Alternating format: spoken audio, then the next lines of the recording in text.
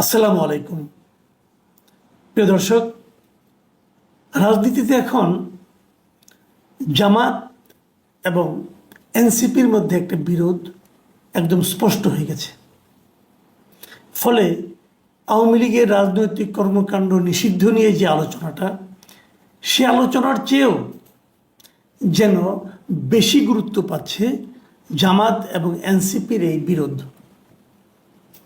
এবং এই বিরোধটা কি থেকে শুরু হলো সেটা আগে আমরা একটা আলোচনা করি।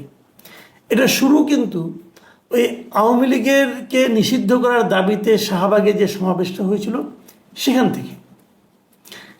সেই সমাবেশের 3টা স্লোগান এবং একটা ঘটনা, সেটা দিয়ে প্রথম শুরু।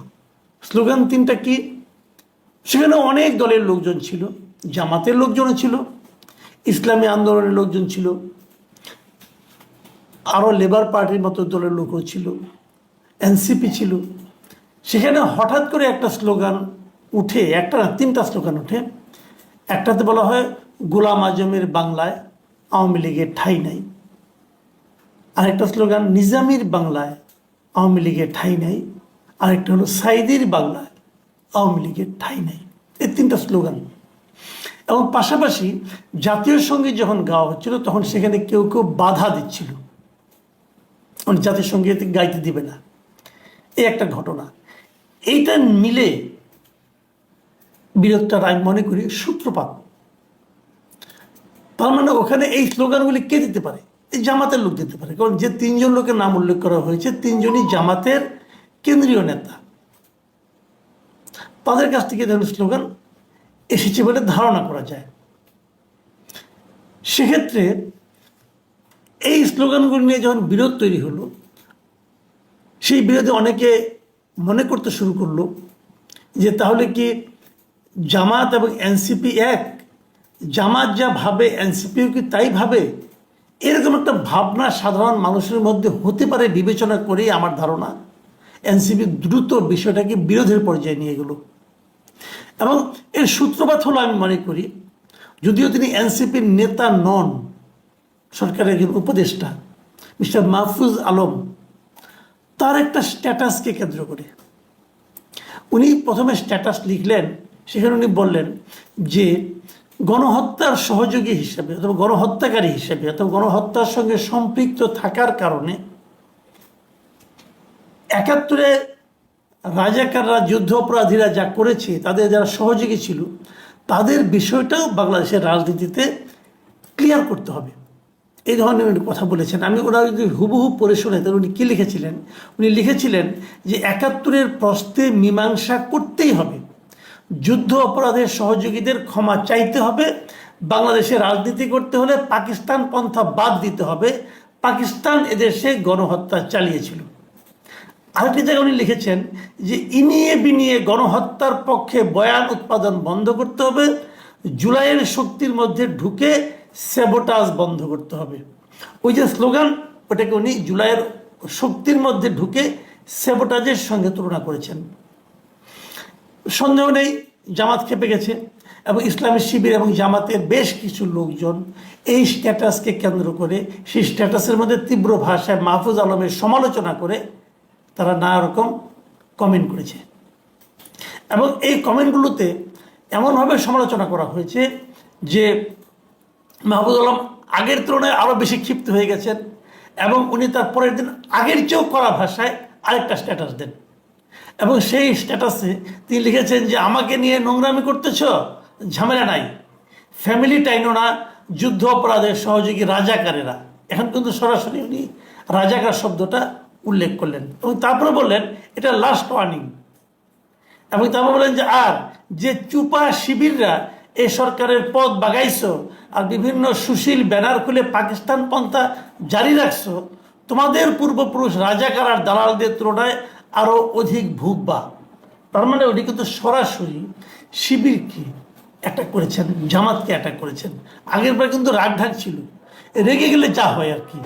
মাহফুজ আলমের এমন তীব্র আক্রমণে জামাতি বা চুপ থাকবে কেন? তাদেরও কিন্তু প্রতিক্রিয়া আমরা সোশ্যাল মিডিয়ায় দেখতে পেলাম। জামাতের প্রচার সম্পাদক এবং জুলাই আন্দোলনের অন্যতম নেতা ছিলেন যিনি সাদিক কাইয়ুম, তিনি ফেসবুকে মাহফুজ আলমকে সরাসরি যে মানসিকভাবে অসুস্থ বলে উল্লেখ করলেন। এবং উনি যখন করেছেন তখন ওনার যারা কর্মী বাহিনী আছে তারা আরও দ্বিগুণ উৎসাহে একই ধরনের নানা ধরনের অশ্লীল মন্তব্য মাহফুজ আলম সম্পর্কে করা আরম্ভ করলো। এর মধ্যে আবার একদল লোক একটা গরুর নাম মাহফুজ রেখে সেটাকে আবার জবাই করে আনন্দ উল্লাস করে ভুরি ভোজ করে ফেললো। মানে মোটামুটি আক্রমণ প্রতি আক্রমণ অশ্লীলতার পর্যায়ে কিন্তু যাওয়া শুরু করলো। এ সময় ছাত্র শিবিরের যে সেক্রেটারি নুরুল ইসলাম সাদ্দাম তিনি একটা প্রতিক্রিয়ায় বললেন যে উদ্দেশ্যমূলক মন্তব্য করে মাহফুজ আলম নাকি উপদেষ্টা হিসেবে শপথ ভঙ্গ করেছেন। কি শপথ ভঙ্গ করেছেন? যে ওনারা শপথ নেওয়ার সময় বলেন যে রাগ বা বিরাগের বশবর্তী হয়ে কাউকে হুমকি দিবে না, এরকম করবে না। তো উনি যেটা বলেছেন তাদের নাকি হুমকি পড়েছে। হুমকিটা কার প্রতি পড়েছে? রাজাকারদের প্রতি এবং শিবিরদের প্রতি। তো রাজাকাররা কারা বুঝতে পারলাম না, যাই হোক উনি বলেছেন। এদিকে জামাতে ইসলামের কেন্দ্রীয় সহকারী সেক্রেটারি জেনারেল এবং সাবেক এমপিও ছিলেন উনি, এইচ.এম. হামিদুর রহমান আজাদ, তিনি একটা মন্তব্য করলেন। তার মন্তব্যটা হলো যে স্বপ্ন নিয়ে ছাত্র জনতা যুদ্ধ শুরু করছিল সেই যুদ্ধ এখনো শেষ হয়নি। এরকম পর্যায়ে পুরনো কাসন্দি বিভাজনমূলক কথা জাতির আশা আকাঙ্ক্ষার পরিপন্থী। এসব কথা দেশের মানুষ অনেক আগেই প্রত্যাখ্যান করেছে।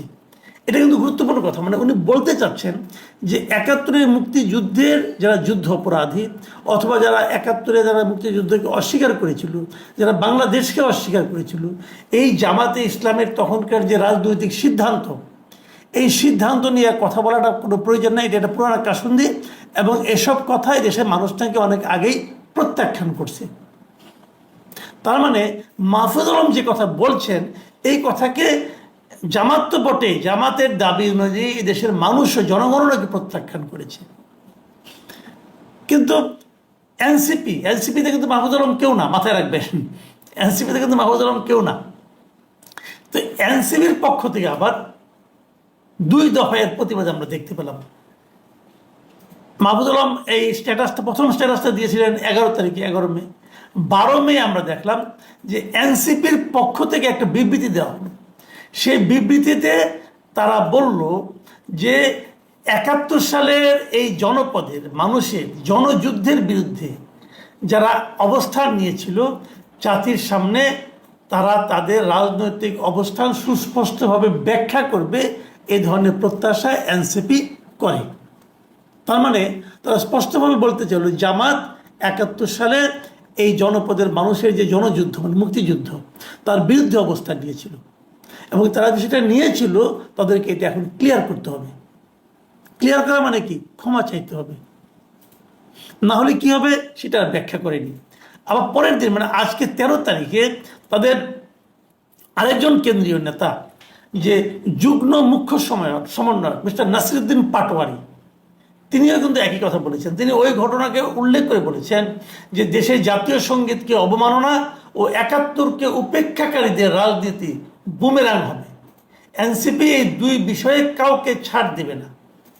এখন তার মানে জামাতের এই যে স্ট্যান্ড এটাকে এনসিপি কিন্তু ছাড় দেবে না। এই যে সরাসরি মুখোমুখি দাঁড়ানো, এটা কেন? এটা নিয়ে অনেকেই বলছেন, এতদিন কিন্তু এটা নিয়ে কোনো বিরোধ হয়নি। শিবিরের সঙ্গে কাঁধে কাঁধ মিলিয়েই তো এনসিপি ছাত্ররা আন্দোলন করেছে, ক্ষমতা থেকে হাসিনাকে সরিয়েছে। এখন তারা বিভেদ তাদের মধ্যে দেখা দিচ্ছে কেন? এখন তারা পরস্পরের সঙ্গে মুখোমুখি অবস্থানে চলে আসছে কেন? এটাই হলো মূল আলোচনার বিষয়। এই আলোচনা একটু বড়, আমার ধারণা এটা নিয়ে আমি পরে আরেকদিন আলোচনা করব। কেবল এটুকু বলে রাখি আপনাদের, এই বিভেদের মূল কারণ কিন্তু কোনো আদর্শ নয়। এর মূল কারণ হলো যে পার্থিব কিছু স্বার্থ। সেই স্বার্থটা কি সেটা নিয়ে আমরা কালকে আলোচনা করবো। আজকে এমনি অনুষ্ঠান বড় হয়ে গেছে। সবাই ভালো থাকবেন আপনারা। আল্লাহ হাফিজ।